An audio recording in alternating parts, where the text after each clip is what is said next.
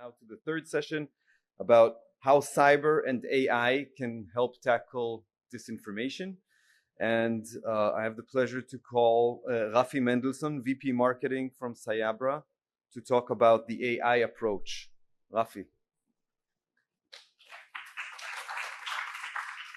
So as our friend Abraham Lincoln tells us, you shouldn't really believe everything you read on the internet. But I think if you're already in the room, you probably are aware of that.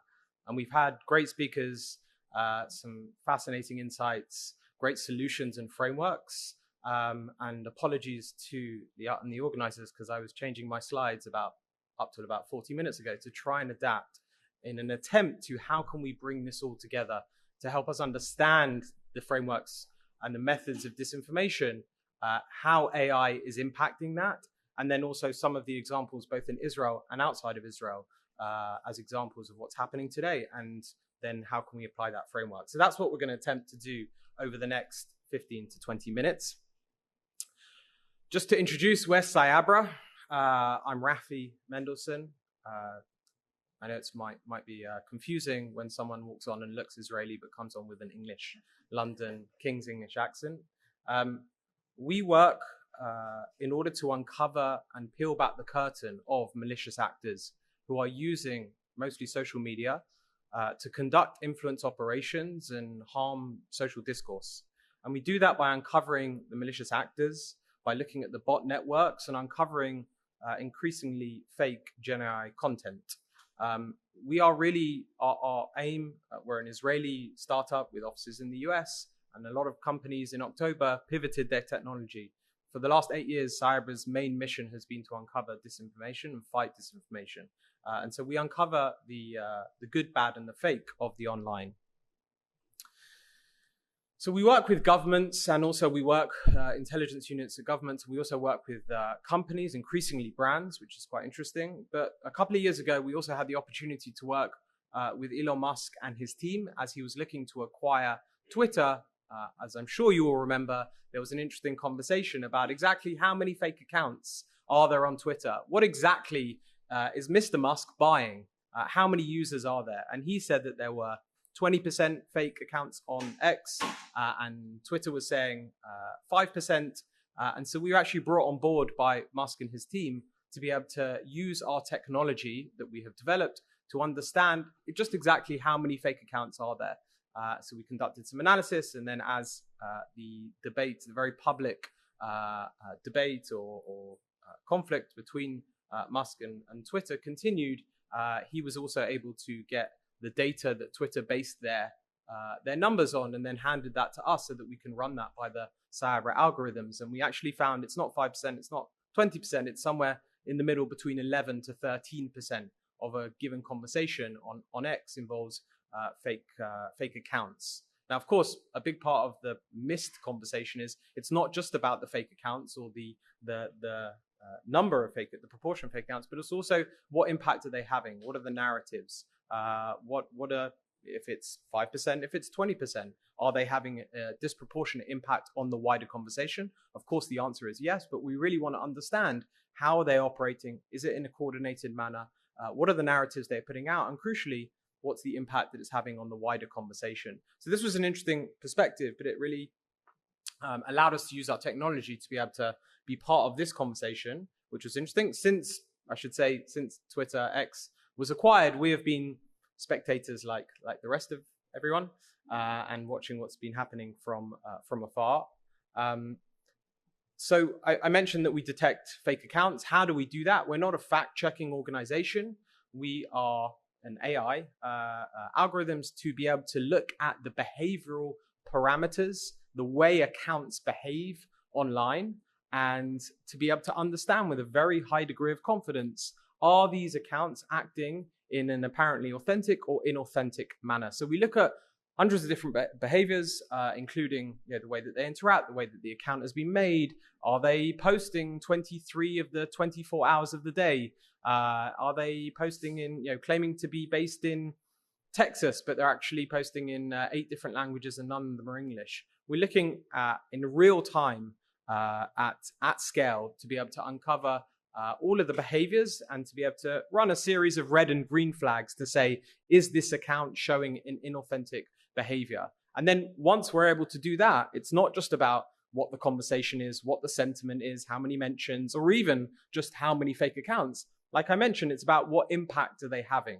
And so that's the technology that we have developed, and that's what we do with governments and companies around the world to be able to, at scale, identify threats.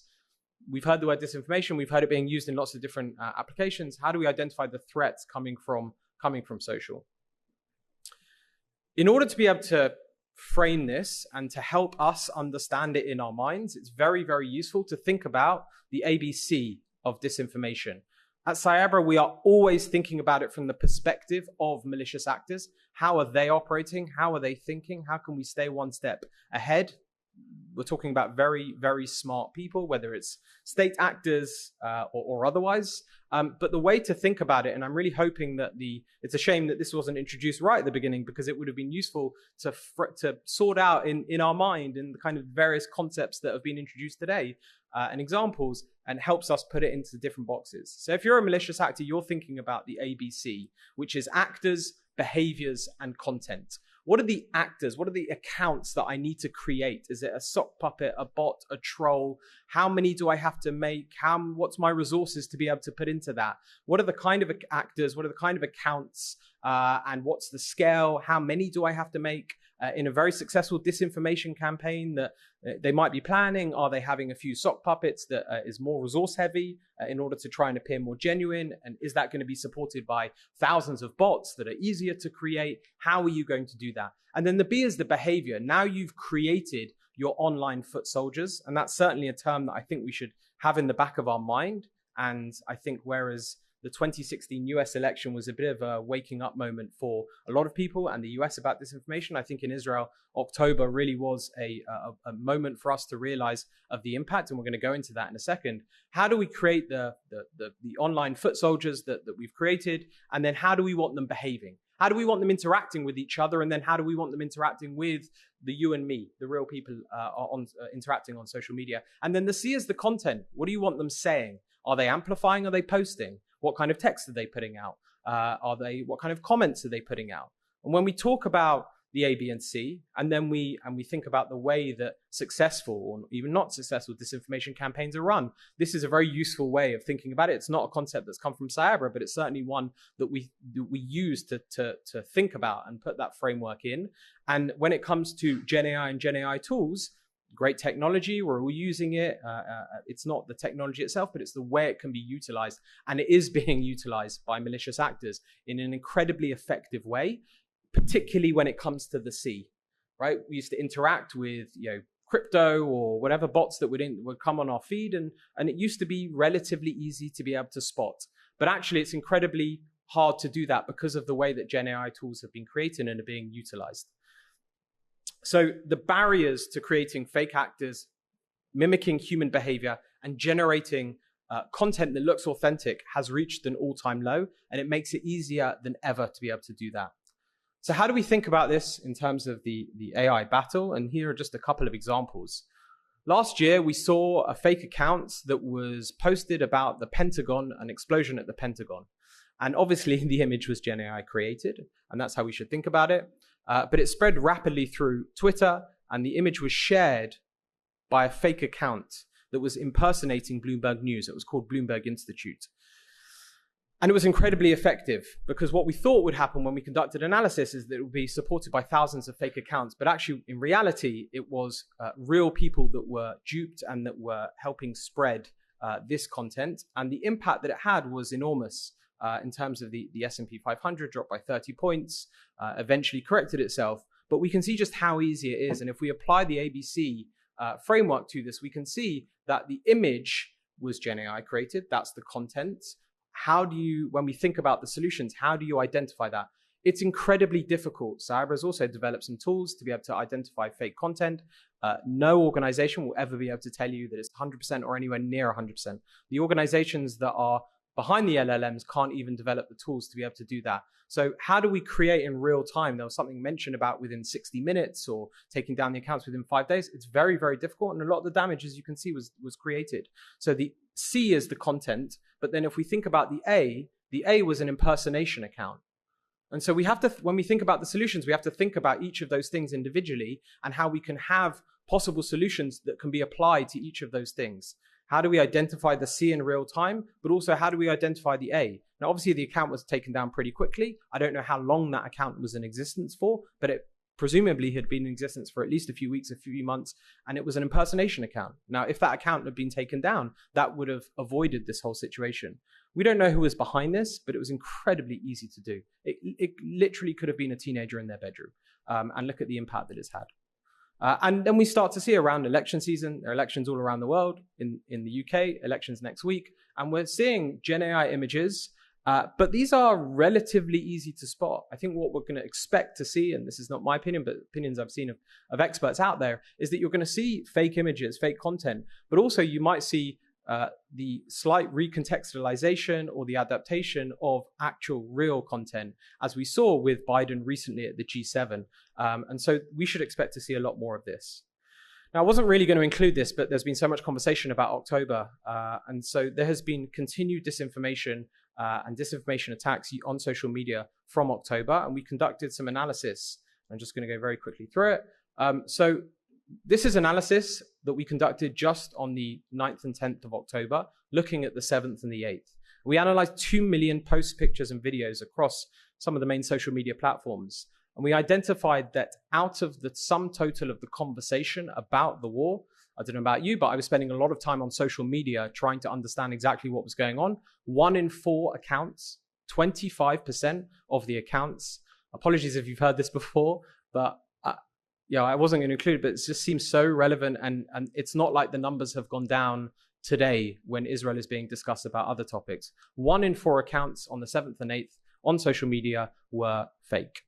And they were really effective. They were really effective in spreading their narratives and having huge amounts of engagements. Some of the individual videos, whether it was on TikTok or X, reached tens of thousands, not hundreds of thousands. And so hundreds of millions of people would have seen that in the first 2 days. Just think about how powerful that is, how much it costs you to build an army, but actually how relatively inexpensive it is to build an online fake army.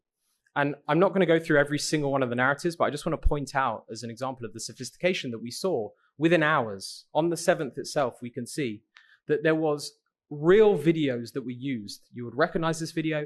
It was then shown on media outlets across the world. The video was taken. This is not fake content. It was taken and recontextualized and accompanied by a false narrative and spread by a fake account. We think about the A, B, and the C. And so this was incredibly effective. And the narrative that was shared here was about the compassion and humanity shown by Hamas towards the hostages, because of course this section of the video didn't have any actual violence or aggression that was shown. And so it was incredibly powerful. When we think about fake content, it doesn't have to be fake content. It also can be adapted. This is a technique, again, not a term that we've coined, but it's called deceptive imagery persuasion, DIP. And we see this all the time. We're going to see that in elections. We see it in Ukraine when there are other conflicts around the world, and the imagery is taken and then it's portrayed as coming from Ukraine or Russia. Another reason why my deck was so late is because I wanted to check whether this account is real. This is an image taken from today. This account was created months and months ago. It was spreading a false narrative. It's a fake account, and it still exists today. So when we talk about the tens of thousands of accounts that the Israeli government has successfully taken down, excuse me when I have the frustration that it hasn't been as effective, because there are so many still out there. This is a huge growing problem. We've spoken about war, we've spoken about elections, but actually we're seeing this grow when it comes to impacting companies and brands around the world. And we see it's incredibly effective and is impacting companies as well. And I won't have time to go through all of that. There's a couple of examples that I was going to go through, but I just wanted to take this moment to I'll conclude now, but just take this moment to the way that we should be thinking about the way that malicious actors are operating, the way that we need to respond, and the examples that we're seeing out there. There is so much that's happening. I wish the examples from October would just stand alone, in our continued research, both around Israel, around brands around the world, around all of the examples, we continue to see huge numbers of fake accounts that are effectively spreading those their narratives. So I hope that was useful. Feel free to get in touch, and thank you for your time.